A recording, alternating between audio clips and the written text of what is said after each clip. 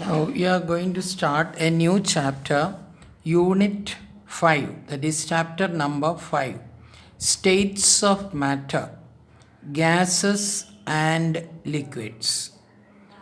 First, what is meant by states of matter, which you have a thorough idea from lower classes onwards?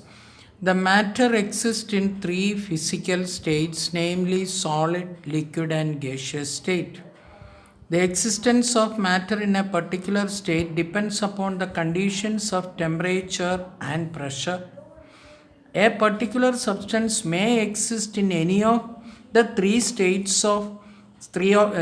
states under suitable conditions of temperature and pressure. One state can be changed into other under appropriate conditions. That means one state can be changed into another state without any problem if you change the temperature or pressure. For example, let us consider the case of water. It is a liquid at room temperature. On cooling it below 273 Kelvin, it changes into ice, which is a solid form. While on heating it about 373 Kelvin, it changes into steam, which is a gas. The gaseous state is the simplest of all the three physical states of matter. Gases show maximum regularity in their behavior irrespective of their chemical nature.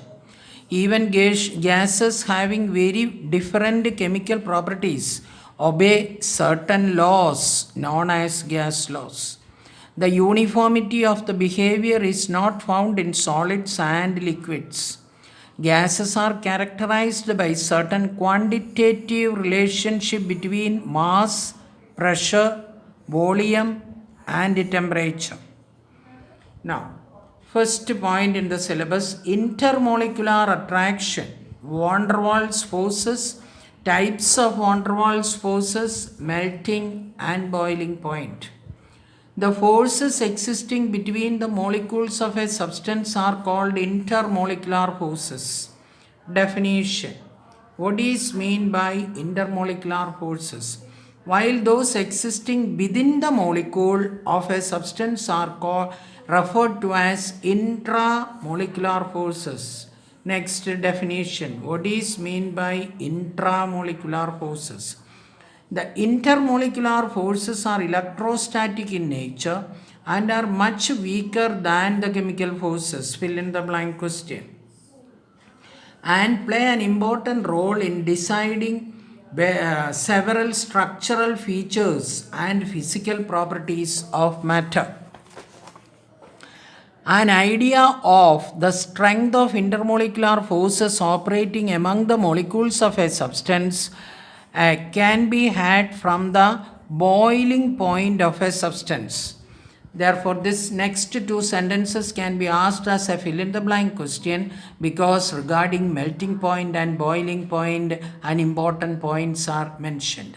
Higher the boiling point, greater the magnitude of intermolecular forces. Similarly, the melting points of a substance increase with the increase in the strength of intermolecular forces. Fill in the blank questions.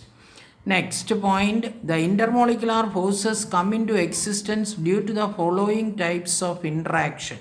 There are about 6 interactions types are given. Only 5 you have to study, because hydrogen bonding you already studied in another chapter. Now, before starting that, let me explain what are the content of this 5 classification. For example, if a particle which is already having a charge, for example, it is having a positive and a negative charge, it is called a dipole. That means both the parts are charged. This dipole can attract another dipole. That means which is also having a negative and positive charge. In their attraction, that dipole will orient by themselves in such a way that if the other dipole, this is the positive side, this will orient themselves in such a way that the minus is close to it, because opposite signs will get attracted. Another point is that this dipole is having a positive and negative charge. but another particle is not having any charge, not at all. It is neutral in nature. In that case, because of the influence of this dipole, this neutral particle can also be charged as a dipole by the interaction of this dipole. That is called induced dipole. That means by the action of this only it can be converted into another dipole of the charge minus here and plus charge here. Now let us see, this is very simple, just an introduction only. Now we will go into details. 1. Dipole-dipole interaction, dipole-induced dipole interaction, ion-dipole interaction, ion-induced dipole interaction, dispersion forces, hydrogen bonding. Let us take the first one. Intermolecular forces arising on account of the dipole-dipole interactions, that is dipole-induced dipole interactions, and dispersion forces are also referred as van der Waals forces. That means in all these forces, that means in all the 5 forces, what is existing is that by one word we can say it is van der Waals forces. Now, dipole-dipole interaction. First one, it is also known as Keystone forces. The forces which come into existence by dipole-dipole interactions are called Keystone forces. When polar molecules having permanent dipole moment, that means this is a polar molecule having a permanent dipole moment, are brought closer, they orient themselves in such a way that the positive end of one dipole is opposite to the negative end. Thus, the 2 dipoles attract each other by electrostatic force. That is, both are permanent dipoles.